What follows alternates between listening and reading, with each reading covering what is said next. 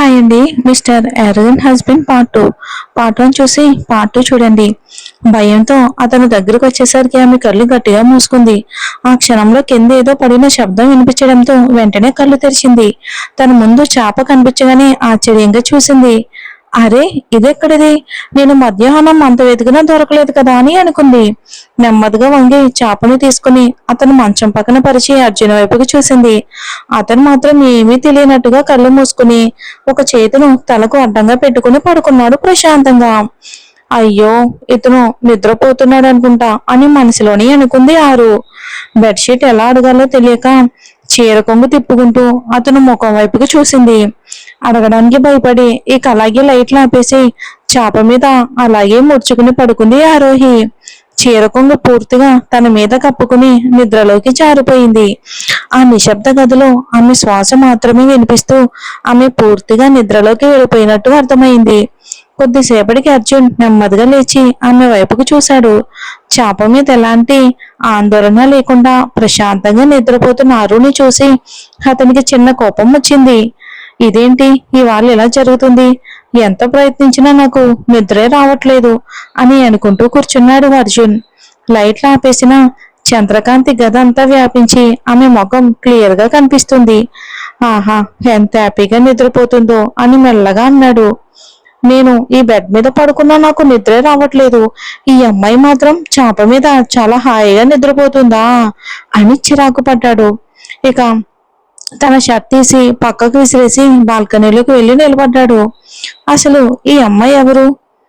ఏ క్షణంలో నా గదిలోకి వచ్చిందో కూడా నాకే తెలియదు. నా నిద్రనే దోచుకున్నట్టు ఎలా నిద్రపోతుందో చూడు. ఆమె మీద కోపం పెరుగుతూ ఉంటుంది. ఇప్పుడు చూస్తే ఇంకా బకెట్ నీళ్లు తీసుకెళ్లి పోసేయాలి అనిపిస్తుంది అర్జున్కి. ఎందుకమ్మా అర్జున్ అంత కోపం మా ఆరు మీద అని తనలో తానే గుసగుసలాడుకున్నాడు అర్జున్. కానీ వెంటనే అతని మనసులో మరో ఆలోచన కూడా వచ్చింది. కానీ వాళ్ళ అమ్ముంటే అమ్మో, తర్వాత నన్నే యుద్ధానికి పిలుస్తారు, వద్దులే అనుకున్నాడు. అతను లోపలికి వచ్చి చల్లదనానికి ఇంకా ముడుచుకుని నిద్రపోతున్న ఆరోహిని చూశాడు. ఒక్క క్షణం ఆమె వైపుకు అలాగే చూస్తూ ఉన్నాడు. తర్వాత నెమ్మదిగా బెడ్ మీదకి ఎక్కి పడుకుని పక్కనే ఉన్న బెడ్షీట్ ని తీసుకుని ఆమె మీద విసిరేశాడు. చెలికి ఇలానే ఒడిగిపోతుంది అని లోపలే అనుకుని కొంతసేపటికి అతను కూడా ఎలాగోలా మెల్లగా నిద్రలోకి జారుకున్నాడు అర్జున్. ఎప్పట్లాగే ఉదయం తొందరగా ఆరోహికి మెలకు వచ్చింది. కళ్ళు నెమ్మదిగా తెరిచిన వెంటనే ఆమెకు కనిపించింది తన భర్త ముఖం. నెమ్మదిగా పైకి లేచి అతడి వైపుకి చూసింది. ఇక షర్టు నైట్ ప్యాంట్ వేసుకుని అలా అందంగా పడుకుని ఉన్నాడు. అతన్ని అలా చూసి ఆమె ముఖం నెమ్మదిగా ఒక్కసారిగా సిగ్గుతో ఎర్రబడింది. అయ్యో, నిద్రలో ఇతని ముఖం ఎంత ప్రశాంతంగా ఉందో, కానీ కళ్ళు తెరిస్తే మాత్రం ఎప్పుడూ కోపమే అని మనసులో అనుకుంది ఆరు. అయినా పాపం ఇతని గత కథ విన్నాక చాలా బాధేసింది అని ఆలోచించింది. ఎన్నో కష్టాలు ఎదుర్కొని తన బుద్ధితో ఇంత పెద్ద స్థాయికి వచ్చాడు. నిజంగా గర్వంగా ఉంది అని ఆమె మనసులో మెల్లగా అనుకుంది. నిత్య చెప్పిన మాటలు గుర్తొచ్చి మొదట భయపడ్డానని, కానీ ఇప్పుడు అతనిపై ఉన్న అభిప్రాయం పూర్తిగా మారిపోయిందని అనుకుంది. అంతలో మళ్ళీ అర్జున్ గొంతు వినిపించినట్టు అనిపించి ఒక్కసారిగా ఉలిక్కిపడి అతని వైపుకు చూసింది. కానీ అతను ఇంకా నిద్రలోనే ఉండి మరోవైపుకు తిరిగాడు. అయ్యో, సేఫ్ అని నిశ్శబ్దంగా ఊపిరి పీల్చుకుంది. ఇక తన డ్రెస్ తీసుకుని బాత్రూంలోకి వెళ్ళి రెడీ అయ్యింది. తర్వాత కిందకి వెళ్ళేసరికి ఇంకా ఎవరూ లేరు. బయటకు వచ్చి తలుపు దగ్గర ముగ్గు వేసి దేవుడికి పూజ చేసేందుకు కూర్చుంది. ఇంతలో అర్జున్ మెల్లగా మేల్కొన్నాడు. తల నొప్పిగా అనిపిస్తూ ఎందుకో కళ్ళు తెరిచాడు. పక్కన చూశాడు, ఆరు లేదు. అయ్యో, మళ్ళీ వెళ్ళిపోయిందా అని చిరాకు పడుతూ నెమ్మదిగా లేచాడు. సరిగ్గా నిద్ర కూడా లేకుండా పోయింది ఈ అమ్మాయి వల్ల. ఇంకెన్ని ఫేస్ చేయాలో ఏంటో అని తనలో తానే అనుకుంటూ తల పట్టుకున్నాడు. తలని చేత్తో నొక్కుంటూ షర్ట్ వేసుకుని కిందకి దిగిన అర్జున్కి దేవుడి గదిలో దీపం వెలిగిస్తూ హారతి తీసుకుని బయటికి వస్తున్న ఆరోహి కనిపించింది. ఆమెను చూస్తూనే అతను అలాగే నిలబడిపోయాడు. హారతి పట్టుకుని బయటికి వచ్చిన ఆరోహి కూడా తలని చూస్తూ నిలబడిన అర్జున్ని గమనించింది. ఒక్క క్షణం ఇద్దరు ఒకరినొకరు అలా చూస్తూ ఉండిపోయారు. మొదట తేరుకున్న ఆరోహి భయంతో వెంటనే అతనికి దూరంగా జరిగింది. నెమ్మదిగా అక్కడి నుంచి బయటికి వెళ్లి మళ్ళీ తులసి పూజ చేయటానికి వెళ్ళిపోయింది. ఇక అర్జున్ కూడా తలనొప్పితో తల పట్టుకుని చేసేదేమీ లేక తన తల్లి గదికి వెళ్ళాడు. అతన్ని చూసిన హేమగారు ఆశ్చర్యంగా, అరే అజ్జు, ఇదేంటి ఇంత ఉదయమే ఇలా తలనొప్పితో ఉన్నావు, అలా నిలబడే ఉన్నావే అని అడిగారు.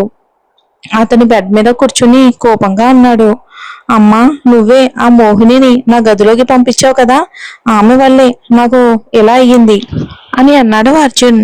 హేమగారు వెంటనే, ఎందుకురా ఆరు మీద ఎందుకు అరుస్తావు, ఆమె ఏం చేసింది, కళ్ళు తెరిచి చూస్తే చాలు భయపడి మూలకెళ్ళిపోతుంది, అలాంటి అమ్మాయి మీద ఇలా మాట్లాడడం నాకు అస్సలు ఇష్టం లేదు అన్నారు. దానికి అర్జున్ కోపంగా, అమ్మా, నీకు నీ కొడుకు అంటే నేను వచ్చిన ఆమెనే ఎక్కువైపోయిందా అని అన్నాడు. హేమగారు ప్రశాంతంగా, అర్జు, నాకు ఇక్కడ ఎవరు ఎక్కువ కాదు తక్కువ కాదు, ఇప్పుడు చెప్పు, ఆమె వల్ల నీకేం ప్రాబ్లం వచ్చింది, నేను ఇప్పుడే పిలిచి బుద్ధి చెప్తాను అని అన్నారు. కానీ అర్జున్ మాట్లాడాలి అనుకుని కూడా మాటలు తడబడుతూ ఆగిపోయాడు. ఇక అది చూసి హేమగారి ముఖంలో చిరునవ్వు వచ్చింది. చెప్పజ్జు, ఏమైంది, ఆరు ఏం చేసింది అని మళ్ళీ అడిగారు. అతను లోపలే, నా నిద్రపోయింది, ఎలా చెప్పను అని తడబడిపోయాడు. ఇంకా చివరికి చిరాగ్గా, అమ్మా, మీ ముద్దుల కోడల్ని కట్టుకున్న తప్పుకే నేను శిక్ష అనుభవిస్తున్నాను అన్నాడు. తర్వాత బయటికి వెళ్ళిపోతూ, మీ కోడలికి చెప్పి ఒక కప్పు కాఫీ ఇప్పించండి, పుణ్యం కట్టుకోండి అని అన్నాడు అర్జున్. దానికి హేమగారు నవ్వుతూ, నీ పాత అర్జున్ని ఎలా అయినా మార్చగలేది మా ఆరు మాత్రమే అని అనుకుంటూ వంటగదికి వెళ్ళిపోయారు హేమగారు. అక్కడ ఆరుని చూసి, ఆరు, నీ భర్తకి ఒక కప్పు కాఫీ కావాలంట, తీసుకెళ్లి ఇవ్వమ్మా అని అన్నారు. హేమగారి చేతిలో కాఫీ కప్పు తీసుకున్న ఆరోహి భయంగా ముఖం పెట్టి, అత్తయ్య, ప్లీజ్ అత్తయ్య, నేను ఇవ్వలేను, నాకు భయంగా ఉంది, మీరు ఇచ్చేయండి అత్తయ్య ప్లీజ్ అని చిన్నపిల్లలా అడిగింది. ఆ దృశ్యం చూసి హేమగారి ముఖంలో మళ్ళీ చిరునవ్వు వెలిసింది. అతని మాట ఇక సారీ ఆరు మాటలు విన్న అర్జున్కి లోపల కోపం మళ్ళీ మంటలా ఎగిసింది. ఏంటి అమ్మాయి, నేను కాఫీ కోసం ఎదురు చూస్తున్నానుగా, అయినా సరే ఎంత ధైర్యంగా మాట్లాడుతుందో ఇవ్వను అని లోపలే అనుకున్నాడు. అతని ముఖం కోపంతో ఎర్రబడిపోయింది. అతను కప్ పట్టుకుని తీసుకుని వస్తున్న ఆరోహి వైపుకు చూశాడు అర్జున్. ఆమె ముఖంలో కనిపిస్తున్న భయం అతని కళ్ళకు కనబడగానే ఒక క్షణం అతని ముఖంలో చిన్న చిరునవ్వు మెరిసింది. ఇంత భయపడే అమ్మాయి అయినా ఎంత మాట్లాడుతుందో చూడు అని మనసులోనే అనుకున్నాడు. అతను కోపాన్ని కంట్రోల్ చేస్తూ ఆమె వైపుకు గట్టిగా చూస్తూ నిల్చున్నాడు. అప్పుడే నిత్య అక్కడికి వచ్చింది. ఆరోహిని చూసి, ఏ ఆరోహి, నాకు ఒక వేడి కాఫీ తీసుకురా అని అంది. నిత్య మాటలు విన్న వెంటనే అర్జున్ ముఖం మళ్ళీ కోపంతో ఎర్రపడింది. హే, నిన్నే మాట్లాడుతున్నానుగా, నీకు వినిపించడం లేదా, నేను అప్పటి నుంచి మాట్లాడుతూనే ఉన్నాను నీతో అని మళ్ళీ అంది. నీతోనే అన్నా, గోడతో కాదు అని చెప్పుకుంటూ ఆమె దగ్గరకు ముందుకు వచ్చింది నిత్య పొగరుగా. అతను కాఫీ కప్పు తీసుకోబోతూ ఉండగా నిత్య అహంకారంగా, హే మిడిల్ క్లాస్, ఎంత ధైర్యం ఉంటే నేను పిలుస్తూ ఉంటే అలా వస్తావో అని ఆరోహి వైపు కూడా చూడకుండా ఆమె చేతిని గట్టిగా పట్టుకుని లాగింది నిత్య. అదే క్షణంలో ఒక్కసారిగా కాఫీ కప్పు నేలపై పడిపోయి చిందరవందరయ్యింది. అందరూ ఒక్కసారిగా షాక్ లో ఉండిపోయారు. కాఫీ అర్జున్ కోపంగా పైకి లేచి ఆశు అని అరిచేలోపే నిత్య రూమ్ నుంచి బయటకు పరిగెత్తుకొచ్చింది. అన్న ఏమైంది అని భయంతో తల ఉంచుకుని నిలబడింది. నిత్య అర్జున్ ముందుకొచ్చి నిలబడగానే అతని కోపాన్ని చూసి ఆమె కాళ్ళు భయంతో వణకడం మొదలయ్యాయి. అర్జున్ గట్టిగా అన్నాడు, చూడు ఆశు, ఆరోహి ఈ అర్జున్ సూర్యవంశీ భార్య, ఆమె ఎవరి పని మనిషి కాదు. ఈ ఇంట్లో ఎవరికైనా ఏం కావాలి, తినాలి లేదా తాగాలి అనిపిస్తే వాళ్ళే చేసుకోవాలి. కానీ ఇంకొకరికి ఆర్డర్ ఇవ్వడం, మళ్ళీ నాకు కంట పడితే మరోసారి చూస్తే దాని ఫలితం ఎలా ఉంటుందో నీకు అర్థమయ్యేలా చేస్తాను. ఏమైంది ఆశు, నేను చెప్పింది నీకు అర్థమైందా? సరే సరే అన్నా అని నిత్య కూడా తలూపింది. నిత్య, రా నువ్వు అని చెప్పి ఆమెను చేతితో పట్టుకుని తన గదిలోకి లాక్కెళ్ళాడు అర్జున్. అర్జున్ నిత్యాన్ని లాక్కుని వెళ్తుంది చూసి ఆమె వైపుకి తిరిగి, ఆశమ్మ ఆమె ముఖాన్ని చూసి సోఫాలో కూర్చుంటూ అన్నాడు. ఆమె, అమ్మా, అలా నిలబడతావా లేదా కాఫీ ఏమైనా తీసుకొస్తావా అతను తనతోనే మాట్లాడుతున్నాడని అర్థమై కింద పడి పగిలిన కప్ తీసుకుని ఇక నిత్య వంటగదికి పరిగెత్తింది. తొందరగా మరోసారి కాఫీ తయారు చేసి కప్ తీసుకుని అర్జున్ దగ్గరికి వచ్చింది. అతను పేపర్ పట్టుకుని ఉండడం చూసి టేబుల్ మీద కాఫీ కప్ పెట్టి కాఫీ అని చెప్పింది. అతను న్యూస్ పేపర్ చదివే లోపే ఇక ఆమె అక్కడి నుంచి వంటగదికి పరిగెత్తింది. ఇక గదిలోకి చేతిని పట్టుకుని లాగి తీసుకువచ్చిన ఆశ్రమం చేతి నుంచి నిత్య తన చేతిని గట్టిగా విడిపించుకుంది. ఆశ్రమ్, నీకేమైంది? మీ అన్నయ్య నాతో నేనేదో తప్పు చేసినట్టు అంతలా ఎందుకు కోప్పడుతున్నాడు? ఒక్క మాట కూడా వినకుండా నన్ను ఇలా ఎందుకు చూస్తున్నారు అని ఆవేదనతో అడిగింది నిత్య ఆశ్రమ్ని.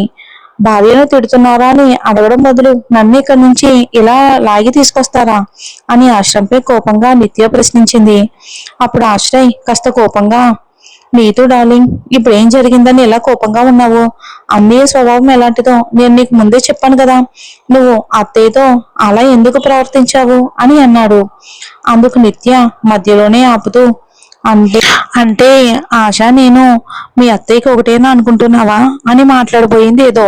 అంతలోనే ఆశ్రయ్ ఆమె మాటలను ఆపుతూ వెనక నుండి ప్రేమగా హత్తుకుని ఆమె భుజంపై తలవాల్చాడు. చూడు నిత్య, నేను అలా ఎప్పుడూ అనలేదు. ఇప్పుడు మనం హనీమూన్ కి మాల్దీవ్స్ కి వెళ్తున్నాం కదా, ఈ సమయంలో మన ఇద్దరం ఇలా గొడవ పడటం ఎంత సరైంది చెప్పు అని అన్నాడు. అలా చెప్పి తనని దగ్గరికి తీసుకున్నాడు. మాల్దీవ్స్ పేరు నిత్య వినగానే ఆమె ముఖం ఒక్కసారిగా వెలిగిపోయింది. ఏంటాశు, నిజంగానే చెప్తున్నావా? మనం హనీమూన్ కి మాల్దీవ్స్ వెళ్తున్నావా అని ఆశ్చర్యంగా అడిగింది. నేనెందుకు అబద్ధం చెప్తాను నిత్య అని చెప్పి ముందే బుక్ చేసిన టికెట్లని చూపించాడు. అవన్నీ చూసిన వెంటనే ఆమె ఇక కాపుగించడం పూర్తిగా మాయమైపోయింది. ఆరోహి అక్కడ వదిలేసిన కాఫీ కప్పును తీసుకున్న అర్జున్ ఒక సిప్ తాగాడు. ఈ అమ్మాయికి నిజంగా ఇంత బాగా వంట చేయటం వచ్చా, లేక నన్ను ఆకట్టుకోవడానికి నాటకం ఆడుతుందా అని తనలో తానే అనుకున్నాడు. ఏమైతేనేం, నేను చూస్తాను ఇది ఎంతకాలం నాటకం ఆడుతుందో. అందరిని మోసం చేసినట్టే నన్ను కూడా మోసం చేయటం తనకి ఏమాత్రం సాధ్యం కాదు అని అనుకుని మిగతా కాఫీ తాగేశాడు. ఇక వేడి కాఫీ తాగడంతో అతని తలనొప్పి ఒక్కసారిగా తగ్గిపోయింది. నిత్య ఆశ్రయంలా హనీమూన్ కన్నీ సిద్ధమయ్యాయి. ఇక రెడీ అయ్యి కిందకు వచ్చారు. అక్కడ హేమ గారు ఆరుని చూసి మనసులోనే బాధపడుతున్నారు. ఈ అమ్మాయికి నేను ఈ కఠినుడితో పెళ్లి చేసి తప్పు చేశానా? ఆమెకు బాధ మాత్రమే ఇచ్చానా? ఇక ఆశ్రమ్, నిత్య జాగ్రత్తగా వెళ్ళిరండి అని వాళ్ళ తల నిమిరి లోపలికి వెళ్ళిపోయారు. అంతలోనే ఆరోహి దగ్గరికి వచ్చిన నిత్య ఇలా చిరునవ్వుతో అడిగింది, ఏంటి ఆరోహి మేడం అలా చూస్తున్నారు? నువ్వు ఇలాంటి వాటిని చదవగలవు, అంతే, అనుభవించలేవు అని ఆరోహిని వెటకారంగా అంది నవ్వింది. ఇవన్నీ అనుభవించాలంటే యోగ్యత ఉండాలి. ఆ యోగ్యత నీలాంటి మధ్యతరగతి అమ్మాయికి ఎక్కడుంది అని ఆమె గట్టిగా నవ్వింది. అప్పుడే బయట నుంచి ఆశ్రయ్ గొంతు వినిపించింది.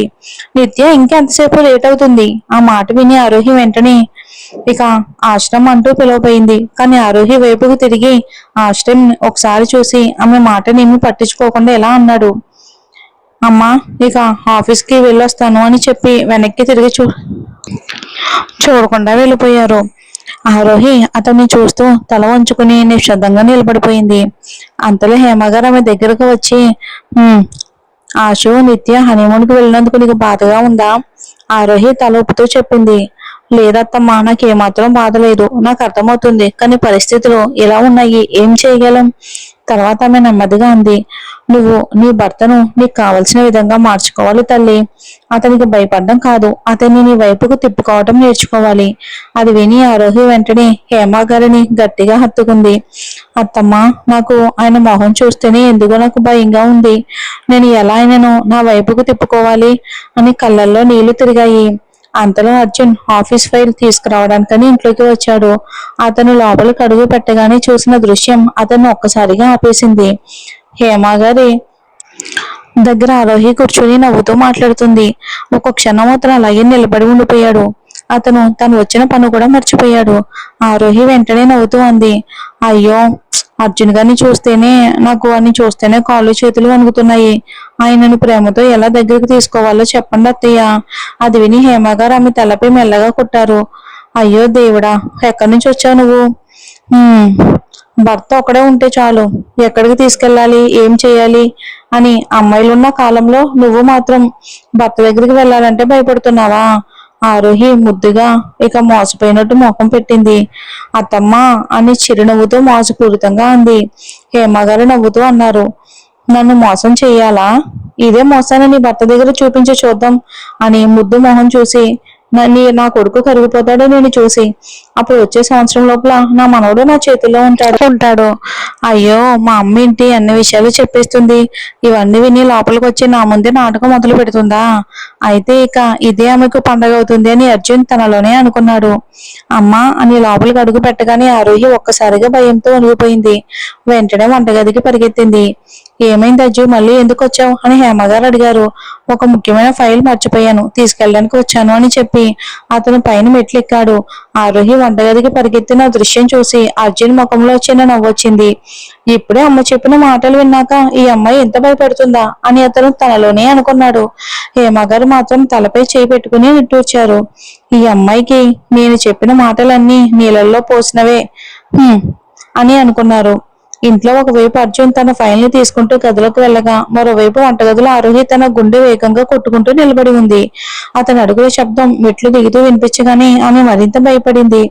కానీ ఈసారి అర్జున్ బయటికి వెళ్ళేటప్పుడు ఆమె వైపుకు ఒకసారి చూసి చాలా నెమ్మదిగా, ఎవరూ గమనించని చిన్న చిరునవ్వుతో బయటికి వెళ్ళిపోయాడు. ఆరోహి మాత్రం ఇంకా వణుకుతూనే వంటగదిలో నిలబడి ఉండిపోయింది. హేమగారు ఇలా అన్నారు, ఈ అమ్మాయికి భయం తగ్గే రోజు ఎప్పుడో అని. అదే సమయంలో బయటికి వెళ్ళిన అర్జున్ కారులో కూర్చుని ఒకసారి వెనక్కి తిరిగి ఇంటిని చూశాడు. ఈ అమ్మాయి నిజంగా నటిస్తుందా లేక నిజంగానే ఇలానే ఉందా అని అతని మనసులో ఒక చిన్న గందరగోళం మొదలైంది. అతను వెళ్ళిన కారు శబ్దం దూరం అవుతున్నట్లు వినిపించగానే ఆరోహి గుండెపై చేయి వేసుకుని ఇటూర్చింది. వెనక్కి తిరిగి చూసింది. అక్కడ హేమగారు కోపంగా ఆమెని చూస్తూ నిలబడ్డారు. మరి చూద్దాం ఏం జరుగుతుందో వచ్చే ఎపిసోడ్లో.